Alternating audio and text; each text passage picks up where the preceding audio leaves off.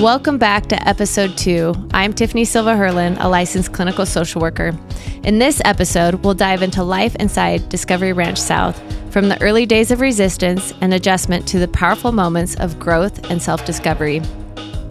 You'll hear from both the daughter and her mom about what it's like to be a part, to watch change unfold slowly, and to experience both the struggle and the strength that comes with deep emotional work. This episode reminds us healing isn't always pretty, but it's always possible. Let's dive in. Thank you guys so much for joining us again today. We're so happy to be here. Thank you for having us. Thank you. Let's talk about what your experience was at Discovery Ranch South. What was it like the first day that she was there? My first day was filled with a lot of emotions. I was so happy. I was on a high from like being with my parents and seeing them because I hadn't seen them from Wilderness, and then I got there and I was very upset because I was leaving them again, but I was so happy to see the animals and see this beautiful lake that they had and the horses, and it was definitely a very emotional day and a lot of happiness, a lot of tears. Yeah. And I think So your parents got to take you there from Wilderness. They did. Okay. They were actually there for the chunk of the day. They did the tour with me, and I know my mom had already seen it, but my dad had never seen it. So they did a tour with me. They even got to meet my cow, and you got your buddy. I got my peer buddy, and which is it's like your mentor in a way, like someone who will show you the ropes around campus and the do's and the don'ts and stuff like that. Yeah. How about for you, Mom? What was it like dropping your daughter off? Now, this wasn't the first time you dropped her off. So was it different for you? We didn't drop her at Wilderness. So it was pretty much like the first time. But I mean, as Emma said, it was just amazing. We had these 2 nights together. It was very obvious that she had made a lot of changes and she was really in a very different state of mind. And I really enjoyed my time with her those 2 nights. And we stayed up like late talking one night. And so I was sad that we had this second place that she needed to go. But I also felt confident that we had made the right decision as to where we were sending her. And I continued to feel that way. I had already toured it, but as Emma said, my husband hadn't seen it. She obviously hadn't seen Discovery Ranch. So when we all got there and we're walking around it really is a beautiful place. So beautiful. Yeah. There's just the kitchen is you can go into this patio and just the whole landscape is this huge mountain, and it's just like every morning we would get breakfast, we had to wait outside and I was just like, oh, I want to go hike that. It is just so beautiful. I didn't hike that, but I hiked many, many other places in Utah. Well, and it is such a beautiful campus. I personally have been there, and it's just breathtaking with not only the surrounding environment, but also the facility itself. It's just so pretty. Yeah. Mom, what was the onboarding process like for you? We received a lot of good communication from the school. I was happy that I felt that they took a lot of time out to walk my husband and Emma and I around the campus, even though I had already seen it. They had not. So we had a good amount of time spent there. And then the expectations as to what was going to happen next, I think were very clear in terms of that night. They do a blanket ceremony with the kids, and that I would be getting photos from that. I would be getting photos of her when she got her baby cow. I would get photos of that, which I did. And I also got an update as to how she was doing. And basically she was doing well, but I think she was sad that she wasn't with us anymore. And obviously it's hard starting something new. It's a new journey. It's a new experience. And then to continue the onboarding, when we met had a conversation with her therapist, I think a few days later, all of that flowed as well. How about for you, Emma? Was there any hard adjustments coming from Wilderness to Discovery Ranch South? Yeah. It was very different. I mean, I had been living outside for 3 months, so I got a bed there, obviously. I think that bed will probably be my favorite because I had been sleeping on the ground for so long, I forgot what a bed felt like. And I got my, like, you had a little space and you got to make your own, which is very nice. And there were similar rules and that were similar to wilderness. Like the first night we had to sleep in the hall. We brought our bed out and stuff and sleep in the hall just so we could be monitored and make sure we're okay. And then we had to be on arm's length, our first level, which is level 0. And there were 5 levels. So just small things like that. And there were some other rules, which at the time, which actually aren't a thing anymore from my understanding, was like there were like restrictions on talking and stuff. And which I was confused about those rules because I'm a very talkative person. So I was like, why is my privilege being taken away from me? So those were like small rules that I was, which is hard to adjust to. Yeah, that makes a lot of sense. Yeah. Did you feel emotionally and physically safe? Always. Yes.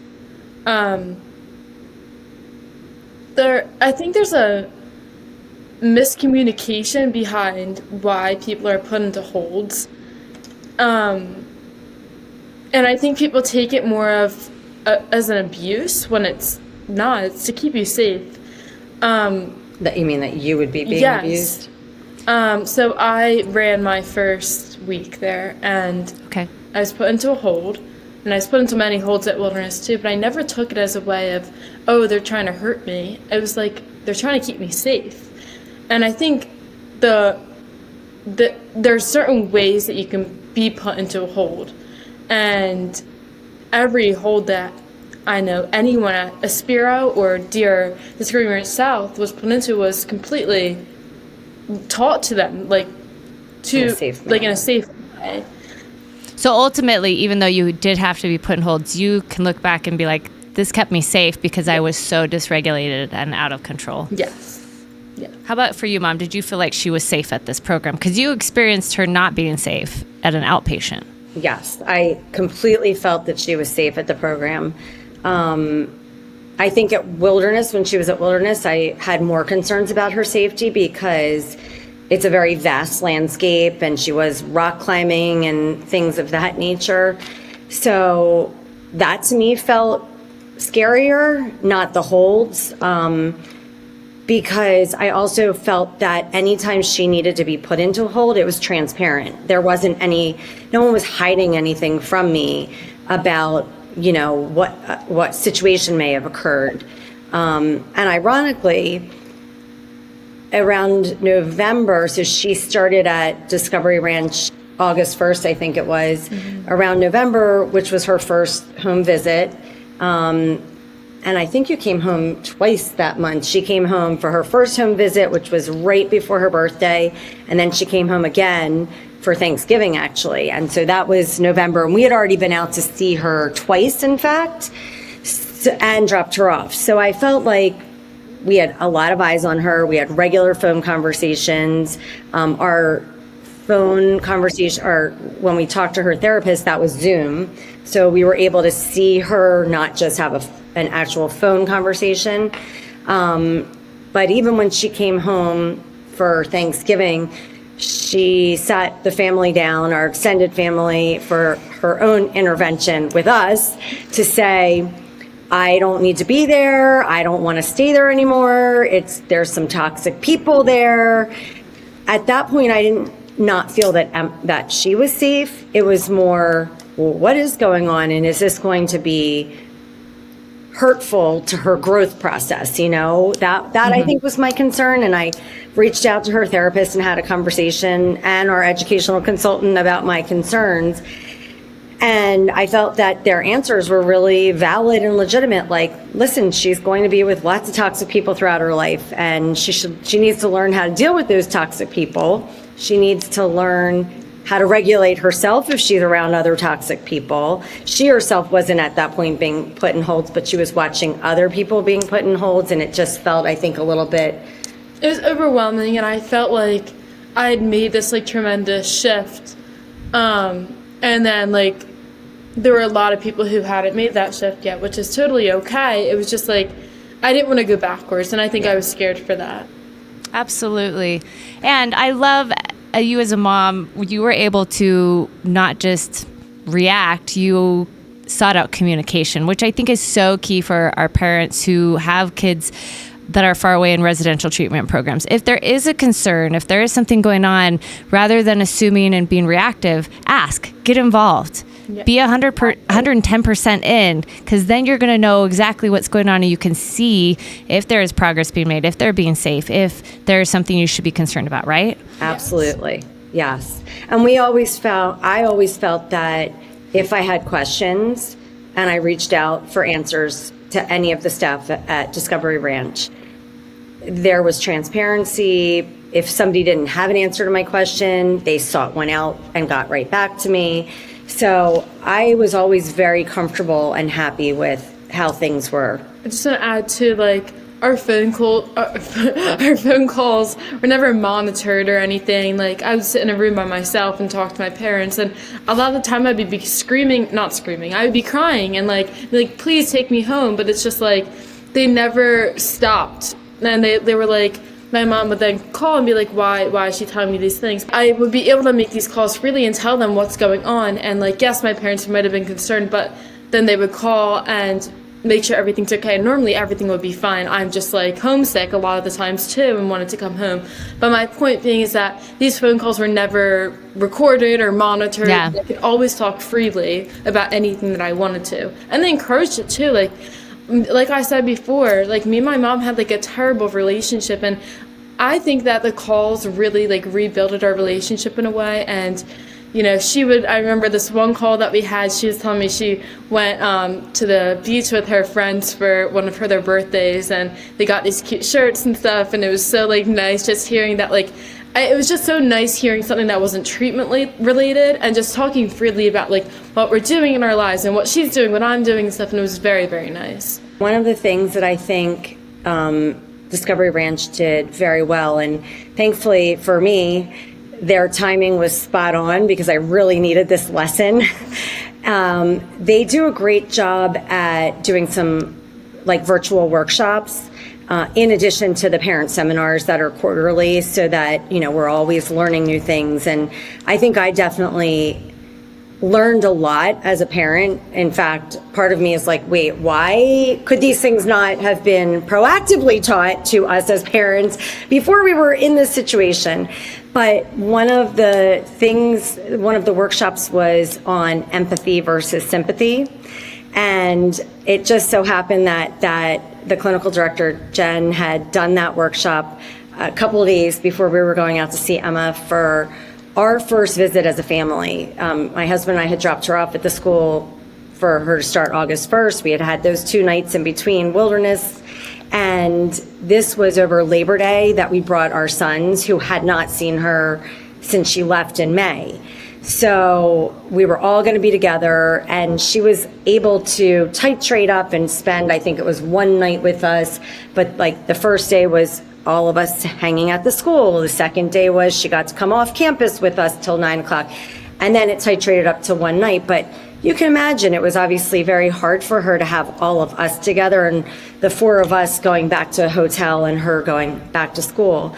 And I remember our first morning there, we got there, and I was expecting that she was going to be having a hard time. And we were getting ready to go out on the lake, that they were going to be paddleboarding and things, and she was crying, and I was hugging her, and she's just crying and crying and crying, and it's not fair. I don't want to stay here anymore. I feel like I'm doing well. I want to go home with you guys. I miss you. And I had just learned the major difference between empathy and sympathy, and the best way to be an empathetic person was to just be. And it's really hard as a parent because we want to fix things. We want to give a solution. We want to offer hope.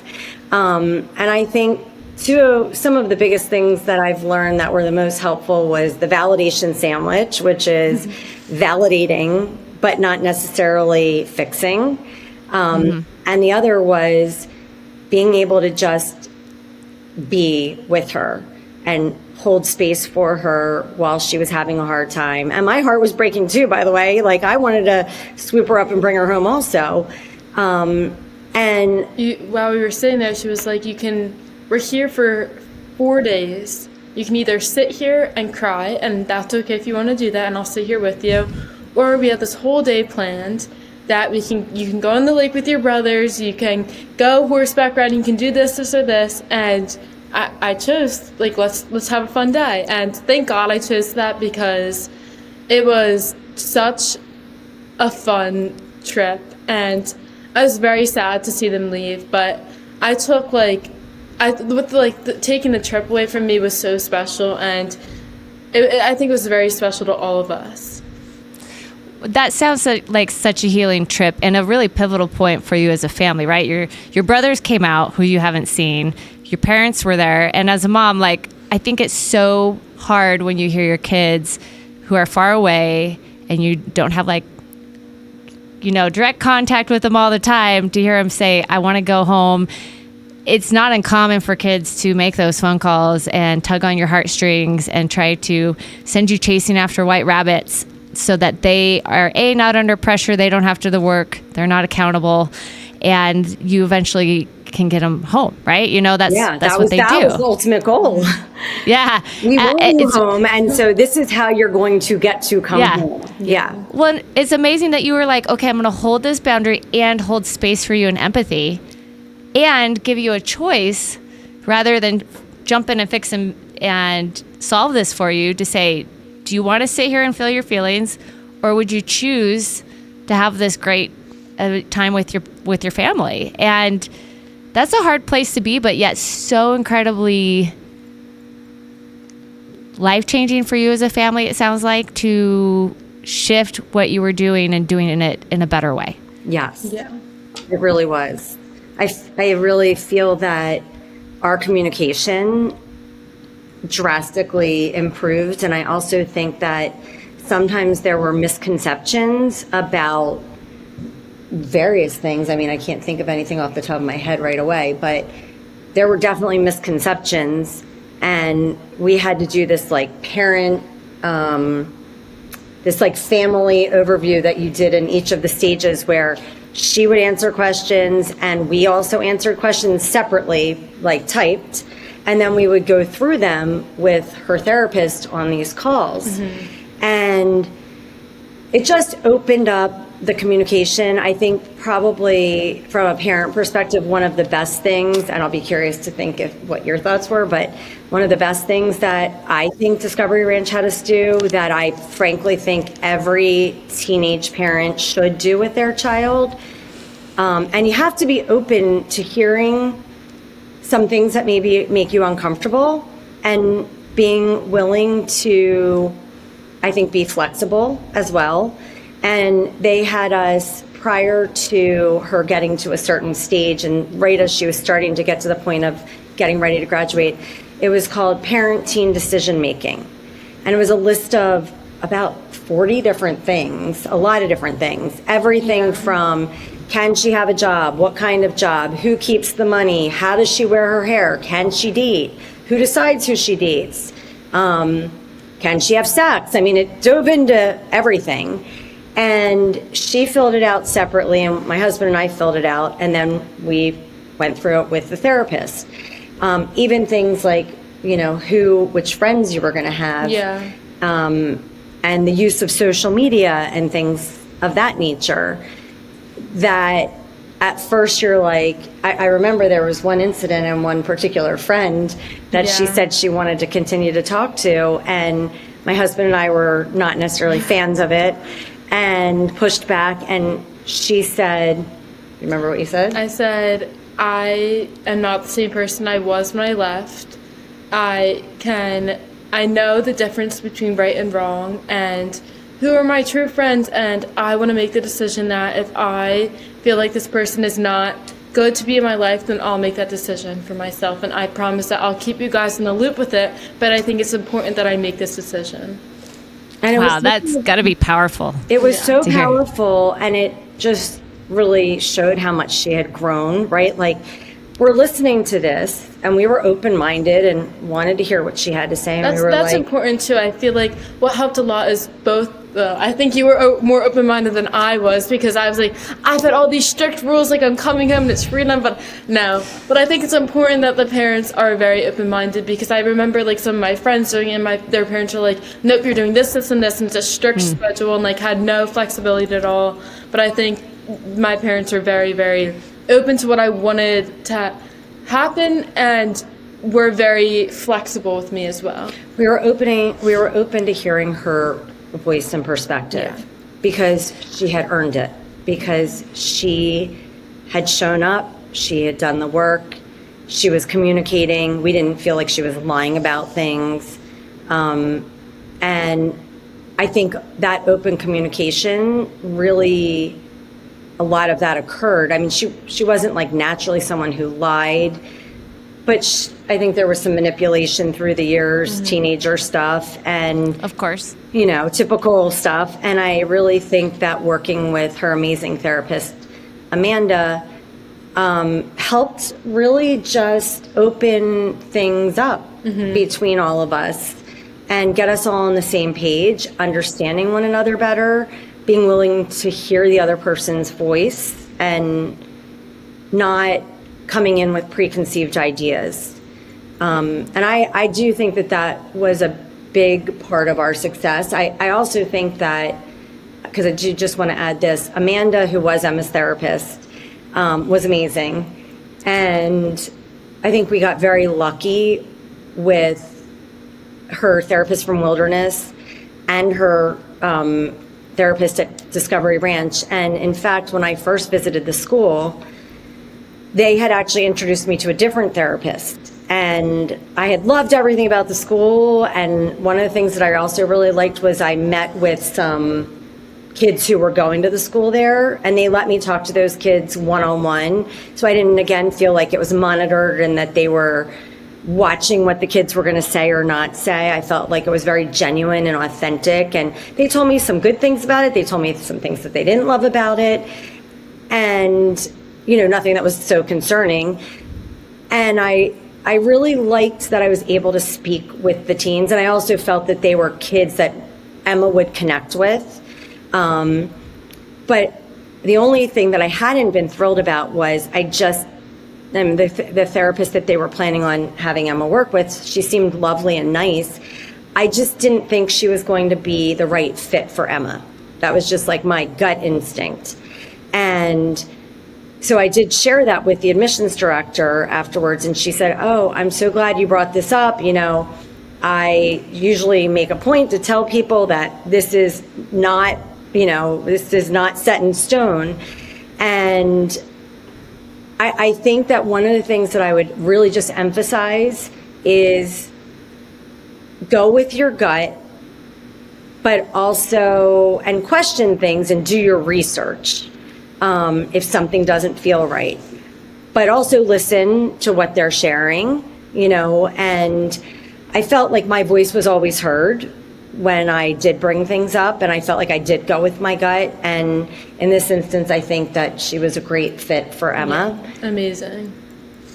Well, it sounds like you were 110% in again, and that there is a lot of family involvement. And again, it's not just you sending your daughter off to treatment to do therapy. It sounds like there's family therapy, there's support groups, there's education. They're working together with your family system of what needs to change so you can stop that enmeshment. And then when you had questions and you wanted to speak up, it wasn't, you fighting against the system. It was you working with them and saying, hey, this is what I feel is, as a expert on my child, I feel like this is what she needs in regards to as a therapist. Yes. And that they were able to collaborate and work with you, which is how it should be. Yes. I also think that there's a very big difference between, and you can speak a lot more to this than I can, therapists, like local therapists, and therapists that have worked in the wilderness or therapeutic boarding school world. In fact, I would say that, and this is not a criticism of local therapists or taking things away from them, but I do think that once a child hits a certain point in terms of how dysregulated they are, what kind of, if they're self-harming and things like that, there has to be a shift in not just talk therapy. The way that her wilderness therapist talked to her, which was always, by the way, very respectful, and the way that her boarding school therapist talked to her, it was empathetic, but it was firm. It was very firm. Like, I think 12 therapists at home. Different times, yeah. And Okay, that's quite a bit, yeah. yeah, and none of them, all of them were like, never made me accountable for my actions. And I just want to go back to wilderness for 1 second. Like, in wilderness, my therapist is actually still my therapist today, and I love her so much. Her name's Grace, and my first time meeting her, I actually told her I was going to slit her throat because she wouldn't give me my Uno cards. Because I was like, I've been stripped away from everything. All I wanted was my Uno cards. She's like, okay. And she walked away from me. And it wasn't that she was being rude. She was just setting a boundary with me. And I was like, why are you talking to me like that? And it really put me into perspective of like, okay, like these are boundaries that are going to be strictly held with me. And I need to like live up to that expectation and stuff. And same as Discovering Ranch South, my therapist Amanda did the same exact thing with me too. Yeah, I think it's harder as an outpatient therapist to be able to set those really tough boundaries, right? Because you want people to come back. Yeah. So it's a fine line to walk. You have a lot more ability to set those really firm boundaries in residential treatment center because you're there and you're not going away, right? Anytime soon. Not saying that you take advantage of those boundaries, but you do need to set those boundaries in order to provide a really safe and trusting relationship ultimately. Yes. Yeah. Would you tell us a little bit more about your experience at Discovery Ranch South? Yes. So there were 3 main components that my mom picked, like she mentioned earlier, that I fell in love with. So the first one was the calf program. So I got my cow the first day that I was there, and I named her Crystal. And love it. She was the cutest cow ever, and I love her to death, and I miss her, and I wish I could still see her. But what was the point of having her? Yeah, so the point of having her was to teach you responsibility, and I had been an organized person my whole life, I would say, but it really just taught me more about taking care of myself, and like that having a cow is a lot of responsibility.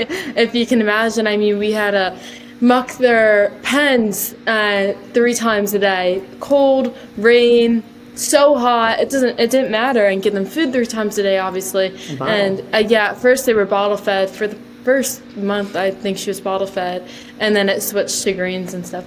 But anyways, it really just taught me responsibility, in that if I'm going to be taking care of this cow, then I can take care of myself. Like, this cow is honestly harder work than taking care of myself. I mean, it's so easy to shower. I mean, you're more in like inside and stuff, but I had to go out no matter what. And also, I was sick this one day, and you always had to assign someone to take care of your cow if you weren't going to be there. So I forgot that I had to do that one day, and I was sick, and I was on bed rest, and I got put on PO, which is phase on hold, and I was on phase 3, so I had like my jewelry and stuff, which that was one of your privileges, and because I didn't assign her, I got that taken away from me. And so it really did teach me a lot about responsibility, and And I think the cow program also, a main feature is also about attachment and learning how to bond and have healthy relationships and let something, go as well. Yeah. And I think that is very unique to Discovery Ranch. I don't actually know of any other therapeutic program that has something similar. I think, there's other programs that might have equine therapy or animals on a ranch, but this was very specific to Discovery Ranch. And I think it was definitely one of the key components of why we chose the program. Yeah. It is pretty unique. Their program, that's the boys program, does it as well, but it's so great for helping any youth learn about attachment, like you said, responsibility, and how to maintain a relationship with something that's depending on you, right? It gives so many perspectives of like what your parents might be feeling. And it's easier to connect with an animal than another person at times. Like there's so many aspects that are so therapeutic with the CAF program. Which track did you end up choosing? Was it rec or performing arts? So I cannot sing for the life of me, so I definitely did not choose performing arts, but everyone that did choose that track, like, absolutely loved it. I chose rec because I have a very outdoorsy side to me, and in the summers we got to go climbing and bouldering and hiking, and we even did this 3-day backpacking trip, and it was supposed to be 4 or 5, I think, but we got some rain, so we had to get out of there very fast. But a small group of us went to Escalante, which is in Utah, a part of Utah. So pretty out there. I love it. Pretty. Oh, I can still picture. I came home back from the trip. I was like, Mom, like, we have to go back here. I told her exactly where we camped and everything. But it was a very challenging hike, and I got hurt on it, and it just helped me again to persevere through things. And it was such an amazing trip with a very small part of us, and I missed wilderness a lot, so it was very nice to just be backpacking again, and getting to feel that 75-pound, it wasn't as heavy this trip because it was the whole week that we're going, but it was just amazing getting to be on that. And then You got to do the snowboarding. yeah, and then every Saturday in the winter we got up at like 6:30. We took the van to Bryan Head, and we went, Which is also beautiful. so beautiful and just amazing. Definitely different from East Coast skiing. So I learned to snowboard, and then I think it was either for my birthday or whatever it was, my parents got me a snowboard, and which I use to this day. And those trips were just so special and so bonding, and it really just taught you that you can do hard things like snowboarding. I snowboarded a few times before I went to Utah and stuff, but there were some tough times, and I became very good at it, and I still snowboard every day. I mean, not every day, every time in the winter. I was like, where are you living to snowboard every day? Sign me up. Every day. No. But it's just like amazing, some of these hobbies that I got to pick up on at the ranch, I still keep doing to this day. And I'll stop right there because I'll get into that later. But, yeah. Well, I was going to say, the one thing that's great about a program like Discovery Ranch South is you're coming there with unhealthy coping skills and doing things to manage your stress and anxiety and depression and things like that, right?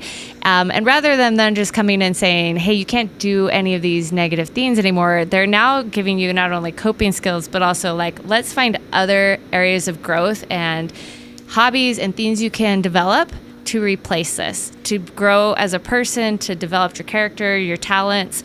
And so when you leave, you're not only leaving with coping skills and mental health skills, you're also leaving with character developing skills as well, and talents, which is amazing. Yeah.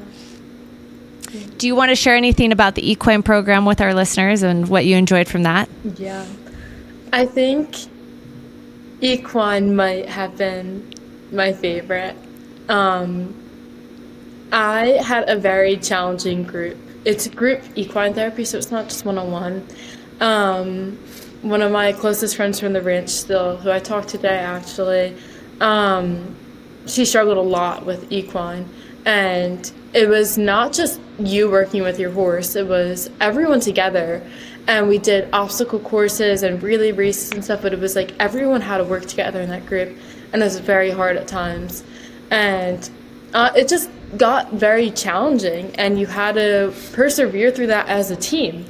And so there were different levels of equine. There were grounds where you never rode or got on top of the horse, and you fully you groom them, you there's two donkeys, Fred and Ed, who were also who we would take out and do some obstacles with, and working with the horses.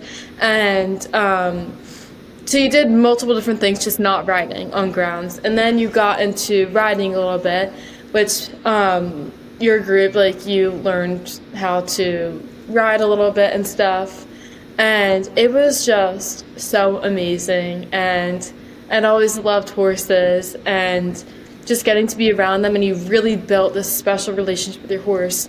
I had 3 different horses while there, because my first horse, Appy, I'm not experienced riding at all, and he was just too advanced for me to ride him. So then I got another horse, and he was then taken, but I built such a special relationship with him.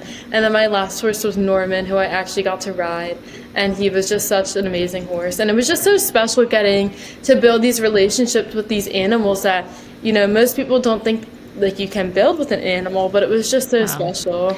And obviously the point of equine therapy is your behavior. The horse is perceptive, and it mirrors you. It mirrors your behavior. If you go into it sad, the horse isn't going to be like, all right, let's get riding. Like, it's going to mimic you. So I think it teaches you some more self-awareness, and also how to read body language, you know, in this instance of a horse perhaps, so that you can adapt how you're doing something so that you can get the horse to do what you need it to do. And it makes you just more mindful and conscientious.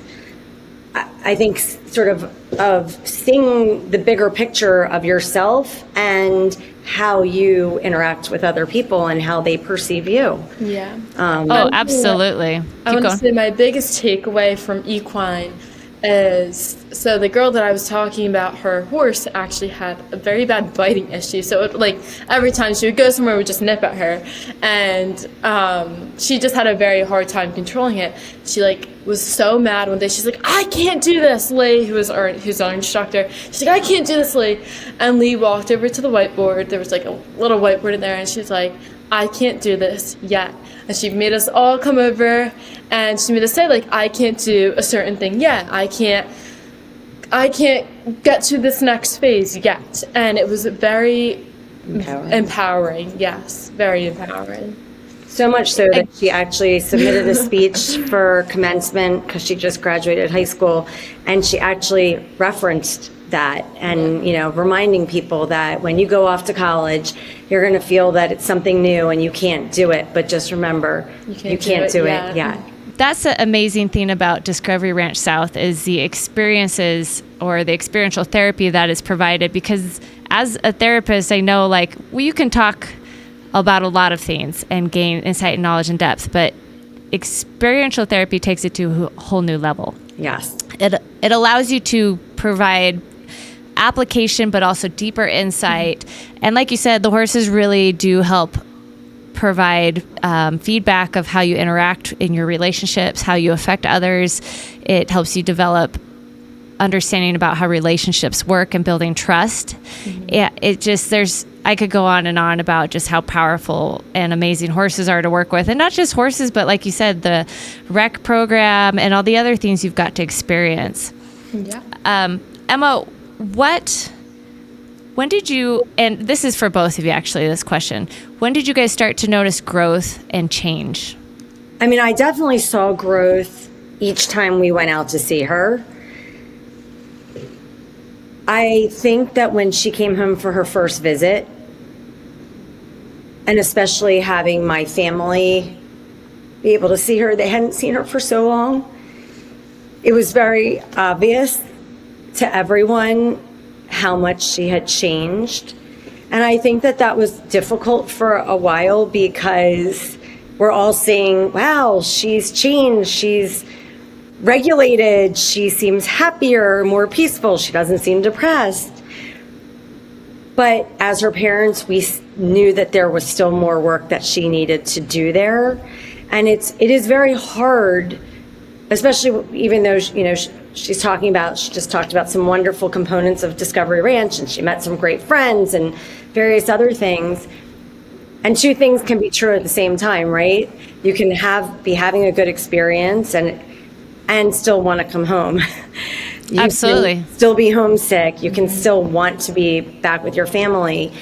I think she knew deep down that she still needed to do some more work there.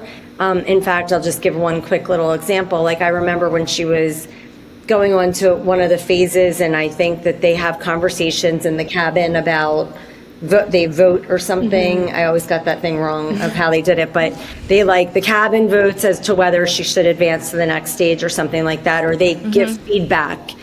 And I remember one of the things that they had said was, and this was earlier on, that she would sort of, when she was upset about something or maybe felt that somebody, one of the girls there was mad at her or something, she would sort of pull back and, cross her arms and just like not engage with it. And what they wanted her to be able to do was not make her own perception, not make her own decision and judgment over what had happened, but to be able to have a conversation and also to see some gray of, oh, I might have thought this, but maybe I need to broaden my thinking. And so those were some of the things that were highlighted and brought up. And I really think that they helped her grow as a person. Now I would say that when she went away, she did not see any gray. And it was very black and white. Yeah, very black and white, very rigid thinking. And this whole experience really taught her to see gray, taught her to see different perspectives, taught her not to make judgments so quickly. I think, she's encountered a lot of different kinds of people, but I would say we really, really saw a different person, I think, when she came home in November. And we just kept continuing to see growth and progress. And she went through the Discovery Ranch program more quickly, I think, than a lot of her other peers.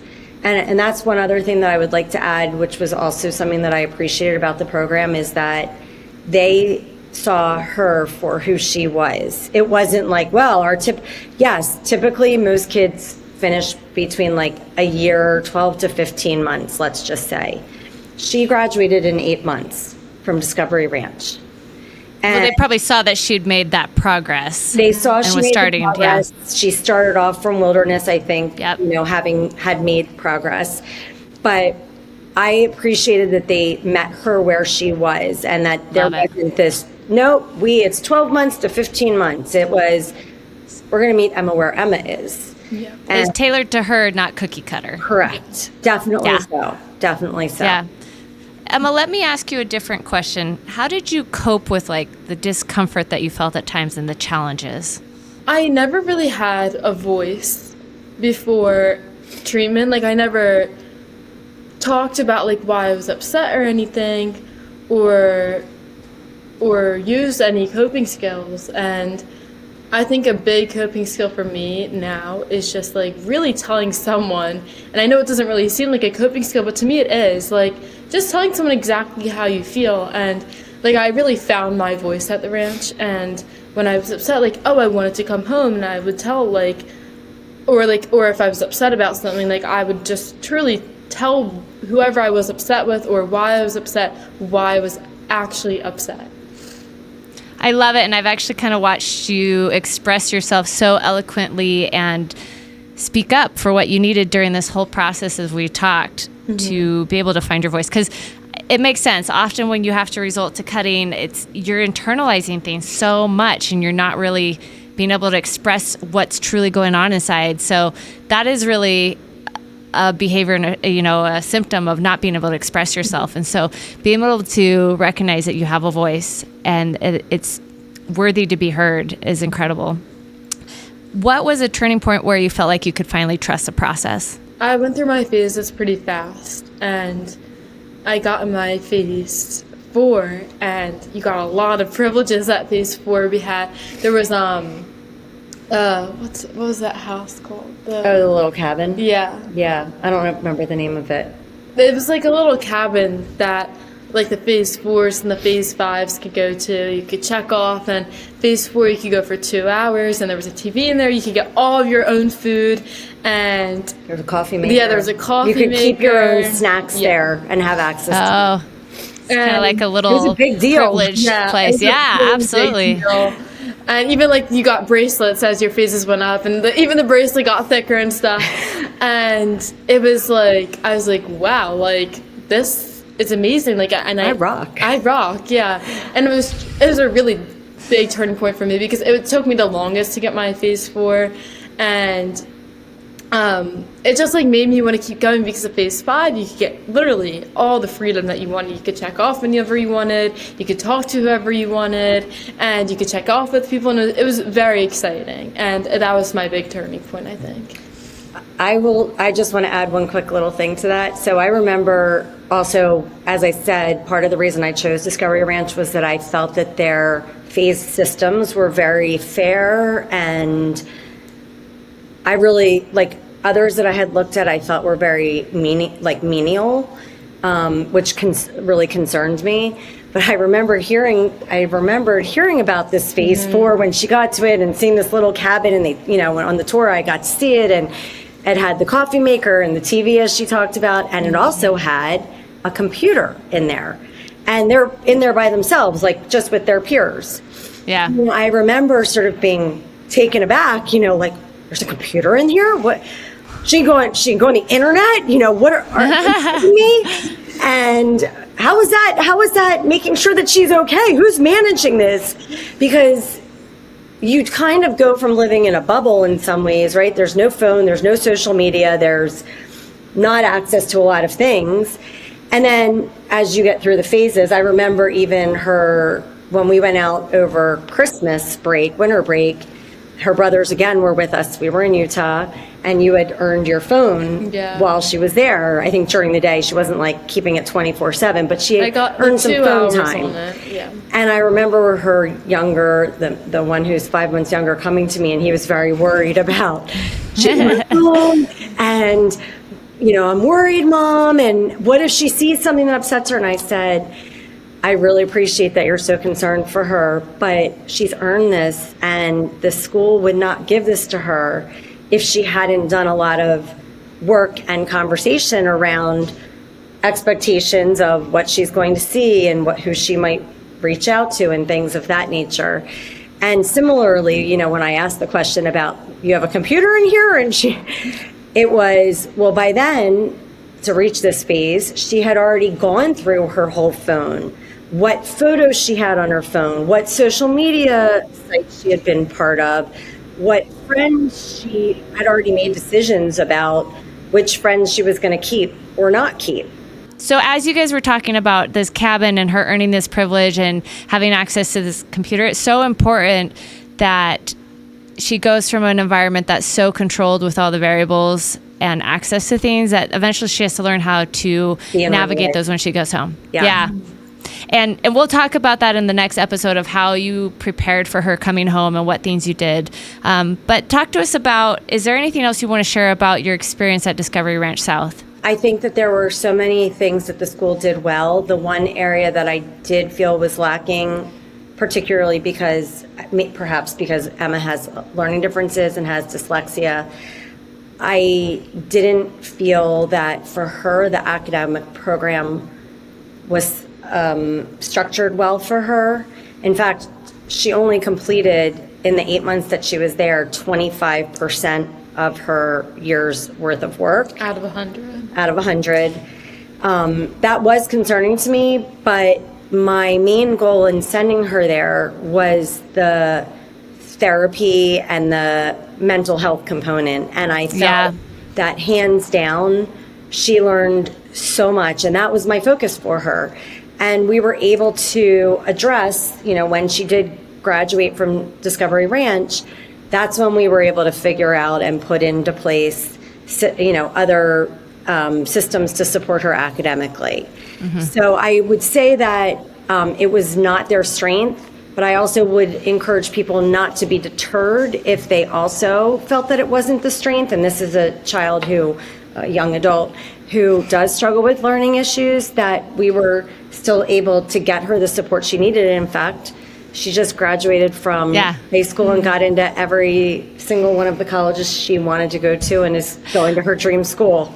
I can't wait to talk more about where you guys are at now, because I know you just graduated, and I'm so excited for you to share that story, which is incredible. And I love, there's programs aren't stuck where they're at. Like, you can always encourage programs to keep developing, to keep growing, to we talked off our recording here about you wish they had a little more, parent support group options and things like that. And it doesn't mean that they can't develop that. I worked at other programs and we've had those discussions, and I've seen them evolve and gain those things that you're like, as a parent, you're like, you guys are missing this, but you're doing amazing at this. Yes. And that's the great thing about us programs. If a program is willing to hear and to develop, then you're in a good program. You have to decide what your focus is, what your child needs. And what we needed, what she needed, was exactly what she got. Amazing skills, opportunities to experience other things. You can pull those other things together after whatever you're focusing on is, addressed. Yeah. Tell us anything else you want to share with our listeners about Discovery Ranch South. Yeah, so there's two things. The first thing is that there are so many different types of therapy, and I did a new one to me at Discovery Ranch South. It was brain spotting, and at first when I started doing it, I took it as a joke. I was like, I'm not listening to music, and my therapist isn't waving a stick in front of my face and stuff. I think I actually slapped it out of her hand one time, but it really did help me, and I really eventually opened up to it.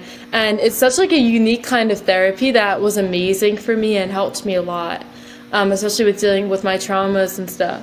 So that's the first thing. And then the second thing was, we're all in this boat together when we're at the ranch, and it was a very different than being in any of the other treatments that I was in, because we were all monitored in a way that if we were going to say something that was out of pocket or inappropriate, that one of the staff members would step in and direct the conversation another way.